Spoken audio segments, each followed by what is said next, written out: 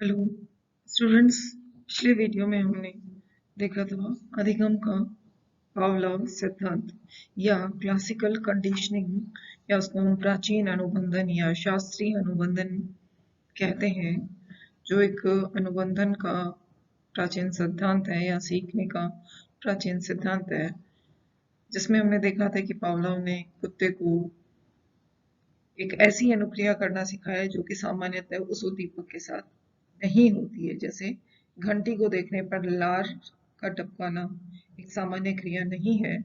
लार का तभी टपकाता है जब उसके सामने भोजन प्रस्तुत किया जाता है, लेकिन उन्होंने प्रयोग इस तरह से किया कि भोजन के साथ साथ उन्होंने घंटी को भी बजाया। तो कुत्ते ने घंटी को भोजन के साथ इस तरह से अनुबंधित कर लिया कि घंटी बजने पर मुझे भोजन मिलता है, यानी सीख लिया।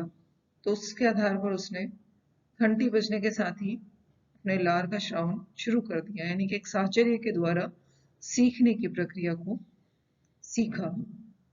आज हम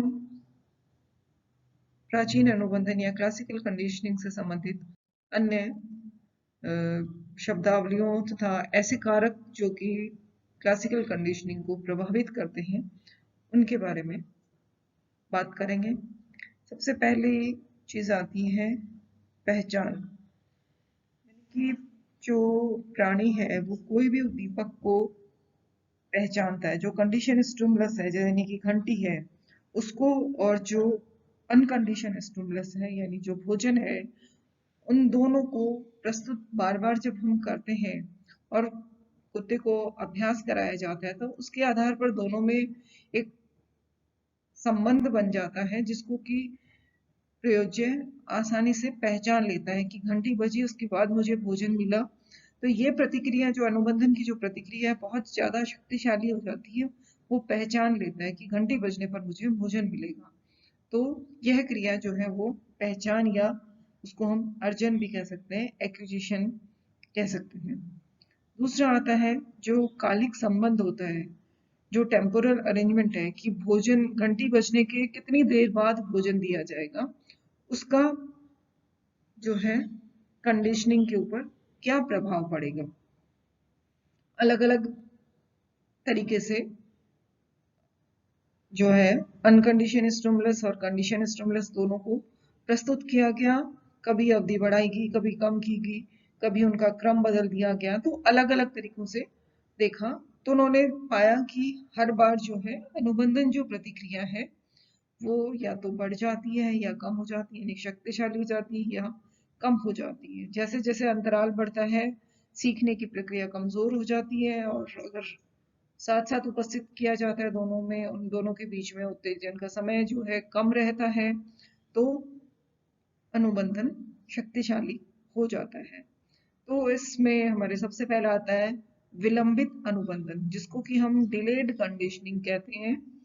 इसके अंतर्गत हम जो हमारा कंडीशन स्टिमुलस है, यानी जो घंटी थी, उसका प्रारंभ जो है, उसको बजाने का तरीका जो है, उसको हम भोजन देने, यानी जो अनकंडीशन स्टिमुलस है, उससे पहले ही वो खत्म हो जाती है।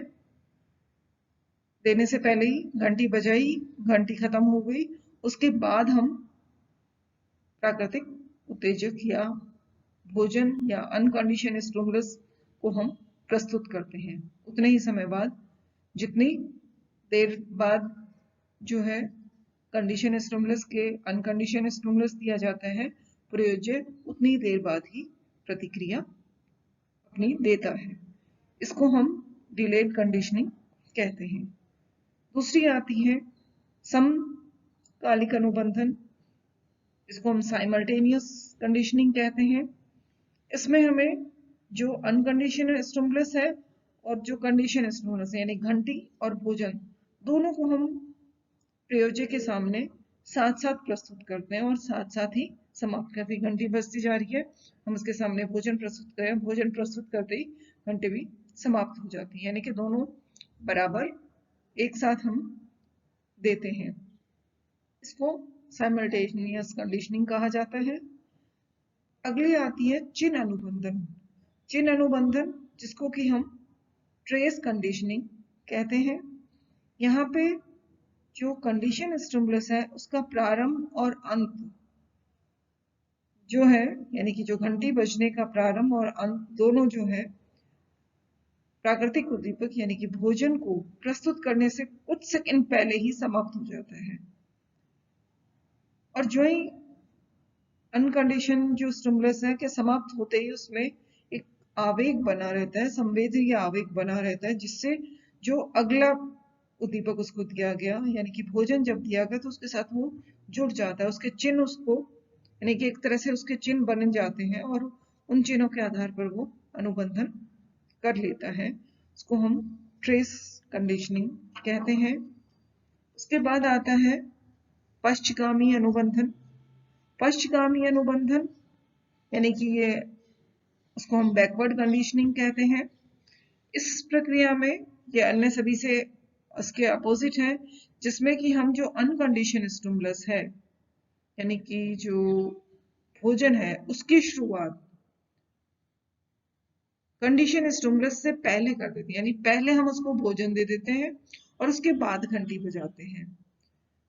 इसको जो है अनुबंधन, तो इसमें देखा गया कई प्रयोगों में कि अनुबंधन तो होता है, लेकिन ये एक बहुत कमजोर अनुबंधन होता है, क्योंकि जब भोजन पहले मिल जाता है, यानी कि मान लीजिए हमें कोई चीज का पुरस्कार ही पहले मिल गया, फिर आप क्रिया करें या नहीं करें कोई मतलब नहीं रहता, तो हम उसको चीज को सीखते नहीं है।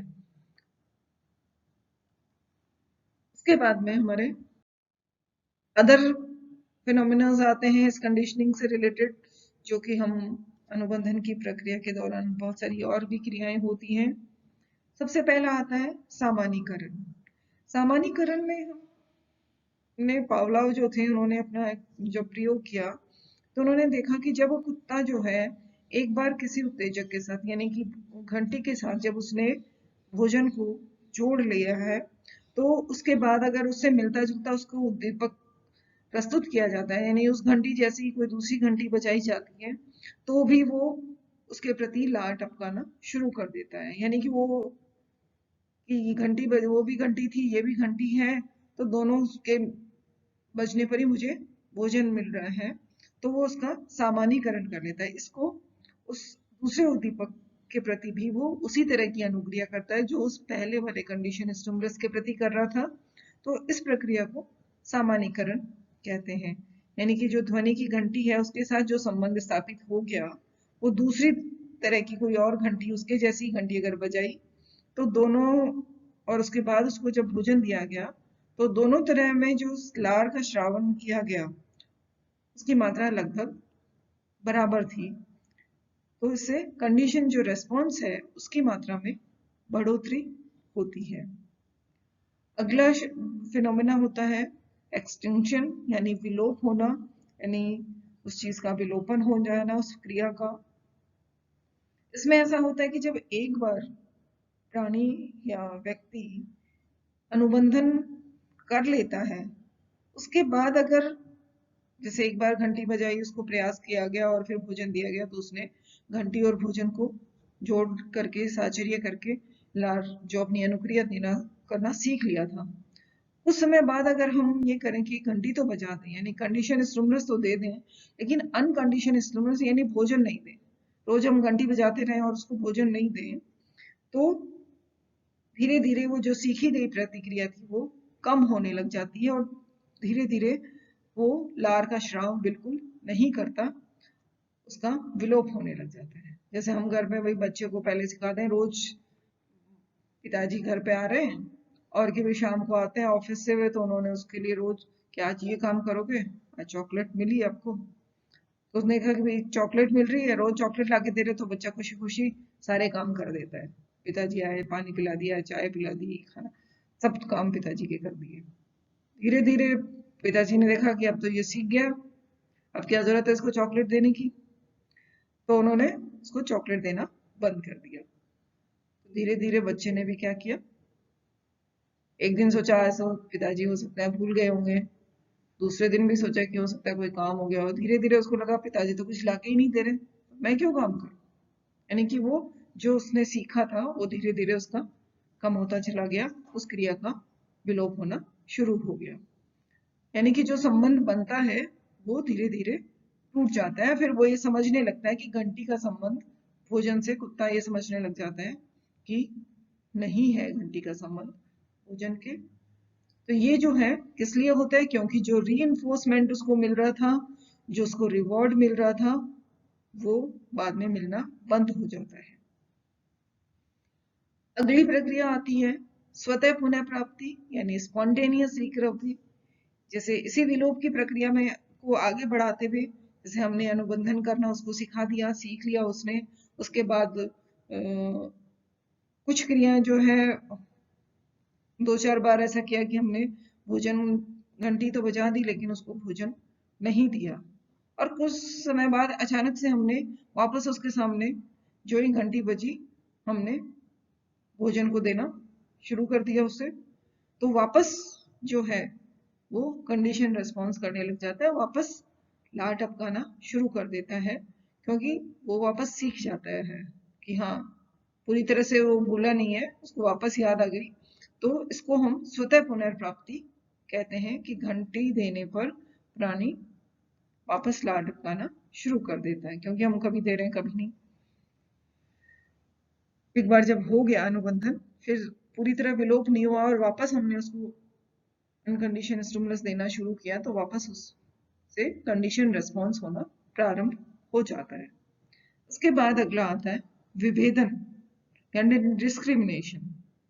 पहला था हमारा सामान्यीकरण, यानी कि एक जैसी चीजें जो है, घंटी की आवाज थी तो उसके जैसी दूसरी और घंटी थी तो उसको लगता है कि वो समान ही घंटी है और वो लार टपकाने शुरू कर देता है कुत्ता। यहाँ पे हम क्या करें कि घंटियां उसको सामान्यीकरण के साथ साथ वो हमारा विभेदन करना भी सीख जाता है, कि जब मान लीजिए एक घंटी बजाई हमने अलग तरीके से, उस पे हमने उसको भोजन देना शुरू किया, फिर दूसरी बार हमने उसको दूसरी तरह से घंटी बजाई और भोजन नहीं दिया, या उसकी घंटी की आवाज थोड़ी फर्क थी तो उसको हमने भोजन नहीं दिया। तो इस तरह से धीरे धीरे जो है वो प्राणी सीख लेता है कि घंटी जो बज रही है, पहले वाली घंटी और दूसरे वाली घंटी, दोनों में कुछ ना कुछ अंतर है, तो वो उसमें विभेदन करना सीख लेता है। तो जिससे उसको जिस घंटी की आवाज पे उसको भोजन मिलता है वो उसी पे लार टपकाता है और दूसरी पे नहीं टपकाता है। लेकिन कई बार क्या होता है कि दोनों घंटियों की आवाजों में मान लीजिए बहुत कम अंतर है, एक थोड़ी सी मोटी आवाज की घंटी है और एक थोड़ी सी बारीक आवाज की घंटी है, तो वो इतनी जल्दी उसमें विभेदन नहीं कर पाता है, इतनी ज्यादा समानता होती है कि वो दोनों को पहचानने में सक्षम व्यक्ति नहीं होता है। तो यहाँ पे सॉरी, कुत्ता जो है वो उसको पहचानने में अगर सक्षम नहीं है तो उसको क्या होता है, खीज होने लग जाती है। प्रयोगों में उन्होंने ये देखा कि ऐसे समय में कुत्ता क्या है, लार नहीं टपकाता और जोर जोर से भौंकना शुरू कर देता है, क्योंकि उसको समझ नहीं आ रहा कौन सी घंटी है, किस पे मुझे भोजन मिलेगा और किस पे नहीं मिलेगा। तो उसका व्यवहार है वो असामान्य सा हो जाता है। अगली प्रक्रिया है प्रयोगात्मक मनोस्नायु विकृति, जिसको हम एक्सपेरिमेंटल न्यूरोसिस कहते हैं।